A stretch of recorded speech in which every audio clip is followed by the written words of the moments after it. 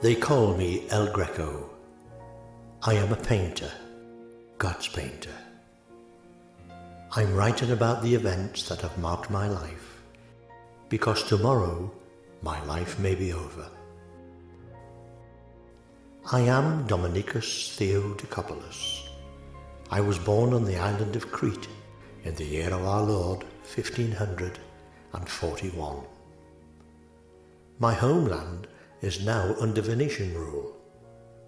My father, who led the resistance movement against our oppressors until his death, said I must show my resistance through my paintings by depicting the light against the darkness.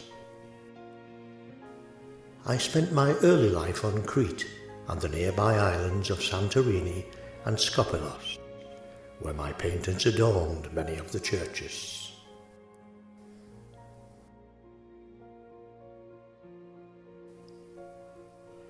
The Passion of Christ, an early work of mine, was sold by auction to our Venetian governor for his beautiful daughter Francesca. I had to make a living somehow. Francesca and I soon became attracted to each other. In the weeks that followed, our passion grew and we began a torrid affair. Her father was angry when he heard of the affair, and when he discovered that she had also sat for my painting of Mary Magdalene, his anger became more intense. Francesca thought it best to return to Venice and suggested I should leave with her to avoid her father's wrath, and also to develop my skills as an artist. She was very forthright when she said, "You think you are a good painter, Dominicus. Well, you are not. But in Venice, you could become a great painter. I will introduce you to Titian. You could study at his gallery and learn from the master himself." I took Francesca's advice and left my homeland to become a pupil of Titian. He was a good man who taught me a lot. The transformation of my painting is evident. I was using more descriptive colours now, and my treatment of light was more elaborate. My love affair with Francesca ended rather suddenly when she learned that her father wanted her to marry a Venetian of his choice. To avoid her father's devious intentions and to protect me, Francesca chose to take her monastic vows and entered a convent. My work for God helped me through my despair with a little help from Titian. He said that my unique style of colourful and elongated forms distinguished me from other artists. A turning point in my life came when a delegation of clergymen from Spain came to the gallery, seeking an artist who could grace their cathedrals with the masterpieces they deserved. Titian introduced me to Cardinal Guevara, who led the delegation. I had an uneasy feeling about him, which I didn't understand at the time.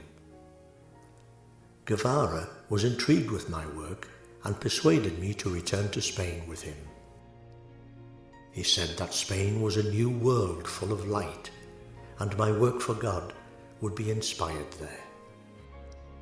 He omitted to mention that Spain was in the darkness of the Inquisition, and he himself was about to become the Grand Inquisitor.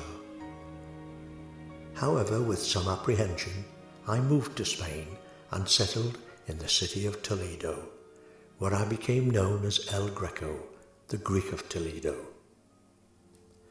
My life completely changed when I met Hieronyma, who became the new love of my life. She is a gentle soul and the mother of my son, George Manuel. Hieronyma introduced me to the Dean of the Toledo Cathedral, who commissioned me with the honour of sanctifying the cathedral with my painting, The Disrobing of Christ. When Guevara saw the painting, he asked me to paint his portrait, which I did. When it was finished, Hieronyma was startled by my perception of the Grand Inquisitor. "Dominicus, you cannot let him see this," she exclaimed. "You will anger him and place us in danger.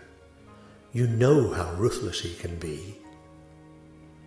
I saw him as a dark advocate of the Church's teachings and painted him for what he was. Guevara was furious when he saw himself portrayed in this way. "Paint it again," he demanded. "Paint it again."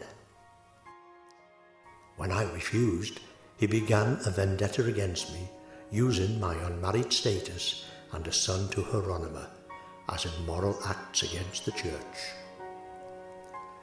He wanted me tried and punished for my transgressions, but the power of my paintings had struck fear among the inquisitors.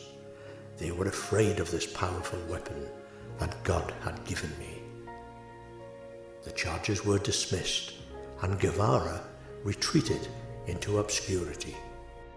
He was driven to madness by demons and hallucinations that tormented him.